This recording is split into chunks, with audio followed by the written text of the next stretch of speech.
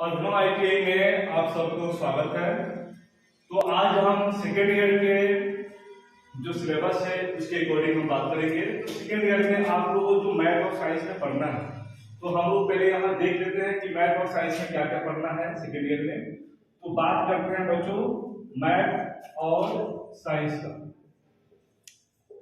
तो यहाँ देखिए मैथ में आप लोगों को जो बेसिक मैथ होता है वो तो आप लोगों को जानना बहुत जरूरी होता है। इसमें एक बीजगणित, ये जो बीजगणित होता है ये आप लोगों को इससे दो चार क्वेश्चन तो 100% रहते ही रहते हैं।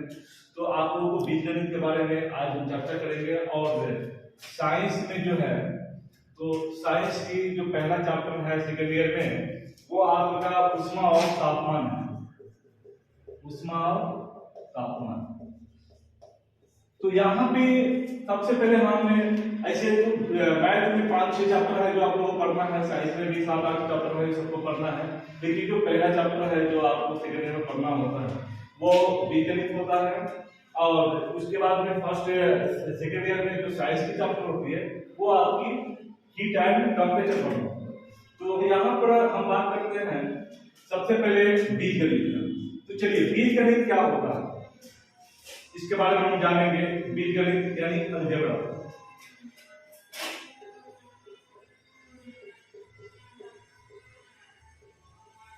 बीजगणित जो होता है इसकी सबसे पहले हम लोग परिभाषा जानने की बीजगणित है क्या। तो बीजगणित मैथ की वो शाखा होती है जिसमें अंकों के साथ साथ शब्दों का भी हमने इसमें उपयोग करते हैं।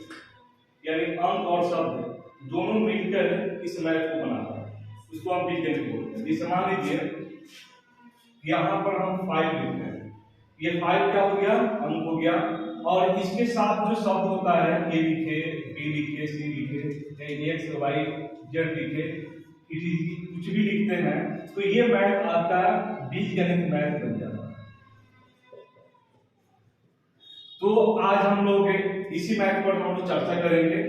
तो सबसे पहले हम ये जानते हैं कि यहाँ जो हमने A B C X Y Z ये जो लेटर लिखा है ये आपका जो है यहाँ पे अंक हो गया, ये जो सारे अक्षर है ये शब्द हो गए। जो अंक और शब्द दोनों मिलते हैं तो आपको बीजगणित जो है।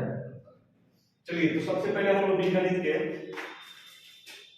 बीजगणित में आपको बीजगणित के जो जोड़ होते हैं, घटाव होते हैं,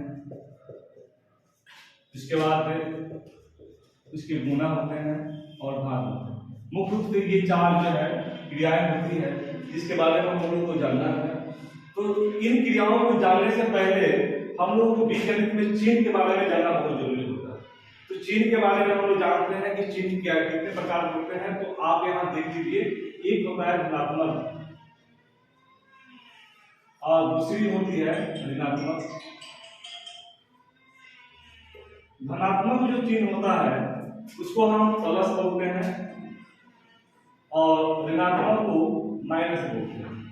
बीजगणित में जो धनात्मक और ऋणात्मक चिन्ह होते हैं इसका बड़ी ख्याल रखा जाता है, क्योंकि इस कब जो है धनात्मक और कब ऋणात्मक बनता है इसके बारे में हम आपको बताएंगे। सबसे पहले आपको बता देते हैं कि चिन्हों का परिवर्तन या रूपांतरण कैसे होता है।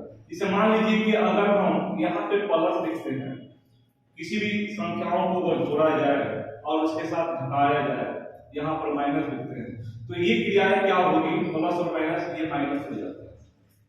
उसी प्रकार अगर दो संख्याओं को जोड़ा जाता है तो यहाँ पर प्लस हो जाएगा, अगर माइनस माइनस किया जाता है तो भी ये प्लस हो जाता है।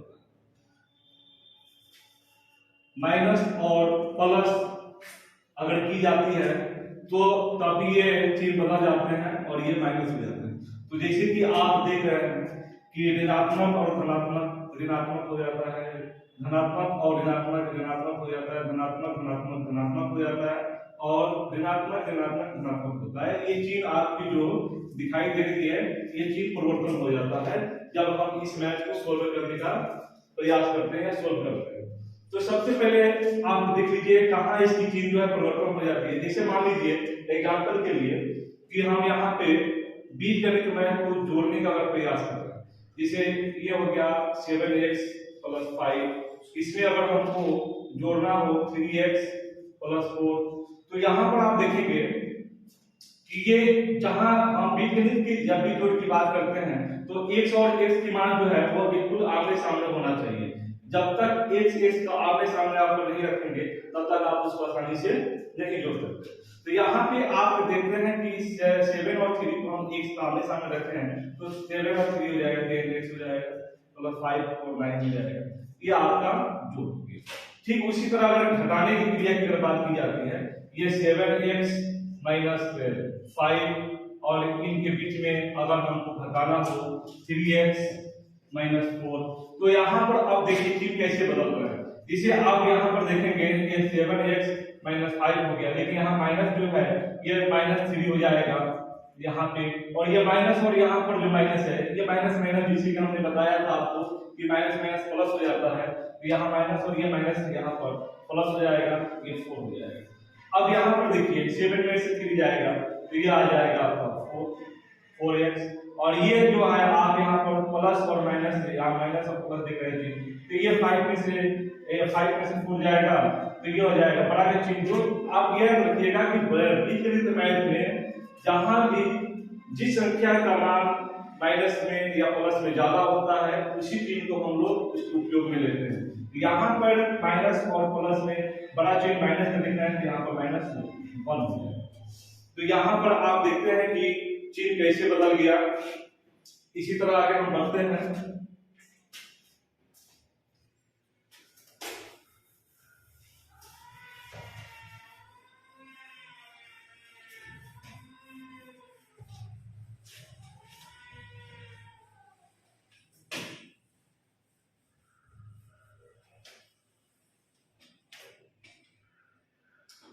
तो आपने जोड़ का नियम देखा। जोड़ का नियम जब भी हम किसी बीजगणित मैथ में जोड़ते हैं तो उसकी जो मान होती है, यदि x हो तो x को हम बिल्कुल आमने सामने रखेंगे, y हो तो आमने सामने रखेंगे, z हो तो आमने सामने रखते हैं। तो जैसे आप यहाँ पर देखें, ये अगर 7x हो, ये 2y यहाँ पर z हो, यदि जोड़ना हो इसमें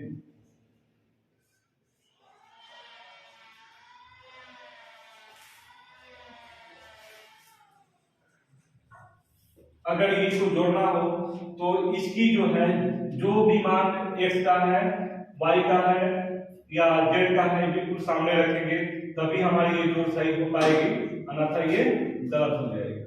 तो यहाँ पे हम इसको बिल्कुल सामने सामने रखे हैं, इसको जोड़ेंगे 7 2 9x प्लस 5 2 7y हो जाएगा, और 3z और 1z ये 1 हम मानेंगे इसलिए कि z सिंगल है, तो यहाँ पे आप 3 और 1 4z हो जाएगा। इस तरह ये जो बीजगणित में जोड़ का नियम हो गया। उसी तरह घटाव के नियम में घटाव क्या होता है कि चिन्ह बदल जाते हैं। अगर इसकी जगह पर हम यहाँ पर माइनस रखे रहते तो आप देखते कि यहाँ पे -2 हो जाता, -2 हो जाता, और ये माइनस इस प्लस के साथ क्या होता, चिन्ह परिवर्तन होता। तो जब चिन्ह परिवर्तन होता तो यहाँ पर माइनस और ये प्लस, इसको भी माइनस बना देता, ये माइनस हो जाता, फिर ये माइनस ये प्लस, फिर ये माइनस हो जाता। अब इस तरह हम इसको क्या करेंगे, घटा देंगे। तो आगे हम बढ़ते हैं, फिर जोड़ हो गया, घटाव हो गया, अब गुणा की बात करते हैं।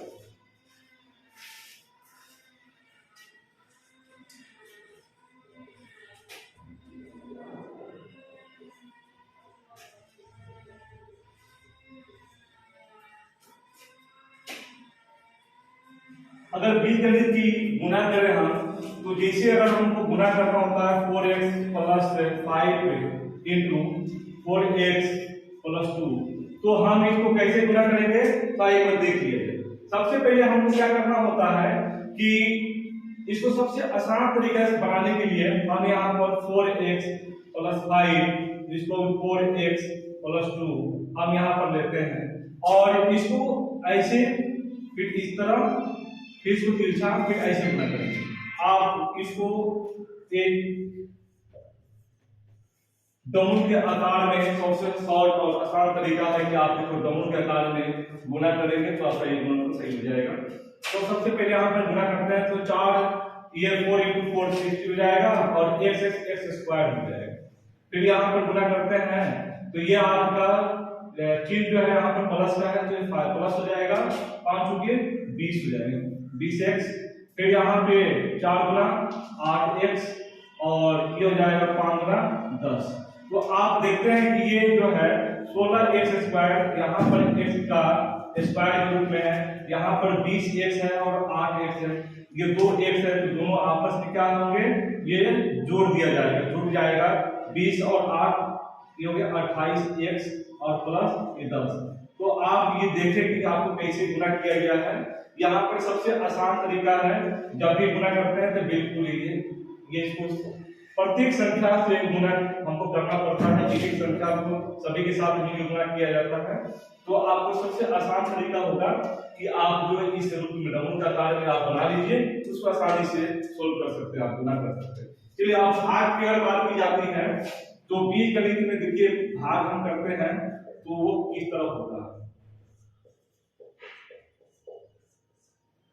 मान लीजिए कि हम कोई क्वेश्चन लेते हैं भाग की, यहाँ पे 8x square plus 18x square, 8x cube plus 18x square, फिर उसके बाद में है -15x प्लस 36।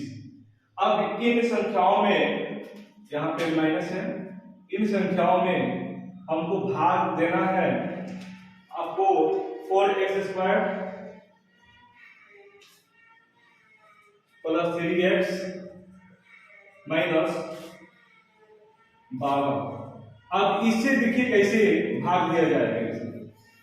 जैसे कि आप लोग जानते हैं कि भाग देना बड़ी आसान होता है, लेकिन जब बीज गणित के रूप में कोई मैथ को जो संख्या और आपका जो है अक्षर दोनों ही मिला हुआ हो और उसके भाग की क्रिया करना तो बड़ी मुश्किल हो जाती है, क्योंकि यहाँ पर जो x का मान है ये उसको नजर रखते हुए ध्यान देना पड़ता है कि जैसे हम यहाँ पर x स्क्वायर है और यहाँ पर x क्यूब है, तो इसको बनाने के लिए हम इसमें किन संख्याओं से गुना करेंगे ये बड़ी ध्यान देना पड़ता है। तो सबसे पहले यहाँ पर देखेंगे कि ये 4x स्क्वायर है और यहाँ पे 8x क्यूब है, तो यहाँ पर 8x क्यूब बनाने के लिए आपको यहाँ पे क्या से गुना करेंगे, यहाँ पे 2x से गुना करेंगे, क्योंकि 4 में अगर 2 से गुना करते हैं हम तो 4 गुना 8 तो हो ही जाएगा और यहाँ पर x स्क्वायर है, यहाँ पर x है तो ये x क्यूब हो जाएगा, जिसे कि आप देखें यहाँ पे। उसके बाद में यहाँ पर इसी 2x के साथ अब 3x के साथ हम गुना करेंगे तो यहाँ पर हो जाएगा आपका 3 गुना 6x स्क्वायर, क्योंकि यहाँ पर x है और यहाँ पे x है तो x स्क्वायर हो जाएगा। फिर उसके बाद माइनस 12 गुना 24x हो जाएगा। अब यहाँ पर देखते हैं, सबसे पहले हम भाग की क्रिया में ही चिन्ह जो है बदलता रहता है, यहाँ पर चिन्ह को हम रखते हुए इसको आगे बढ़ेंगे। तो आप यहाँ पर देखेंगे कि सबसे पहले यहाँ पे प्लस है तो यहाँ नीचे माइनस हो जाएगा, यहाँ प्लस है तो नीचे माइनस हो जाएगा, यहाँ माइनस है तो यहाँ पर प्लस हो जाएगा। चिन्ह देखिए आप कैसे बदल गया यहाँ पे।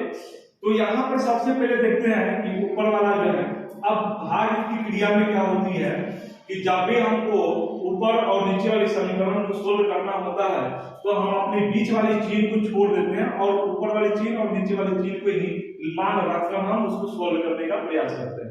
तो आपने देखा कि ऊपर वाली चिन्ह जो है वो प्लस का है, नीचे वाली चिन्ह जो माइनस का है, तो ये प्लस माइनस कर दिया जाएगा।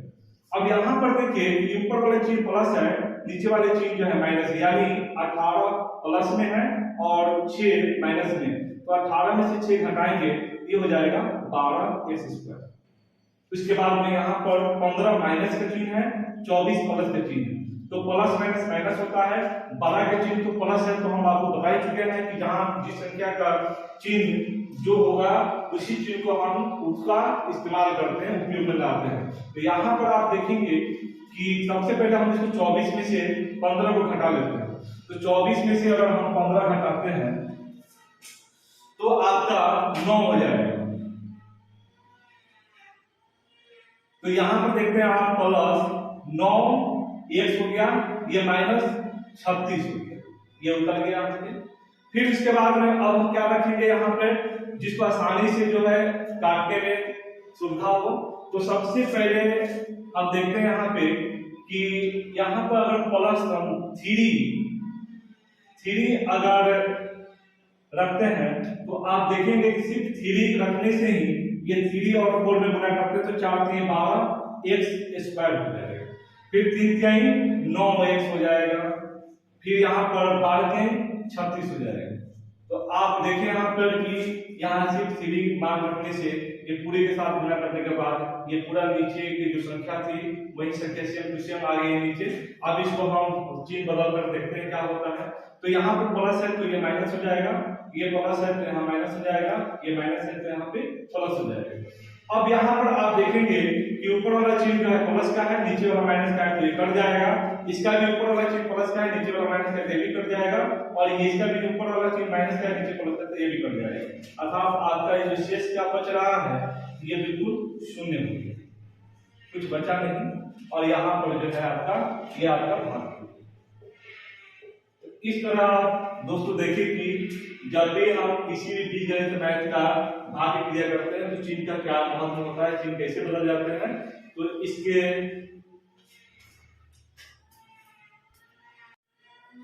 तो आपने देखा कि हमने यहाँ पे बीजगणित के जोड़ के नियम बता दिए आपको, गुणा का भी नियम बताया, भाग का भी नियम बता दिए, उसके बाद में घटाव का नियम बताया। अब आपका बीजगणित में सबसे इंपॉर्टेंट जो होती है वो है गुणनखंड।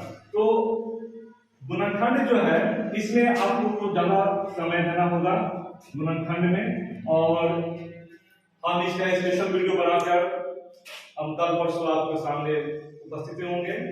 तब तक के लिए धन्यवाद।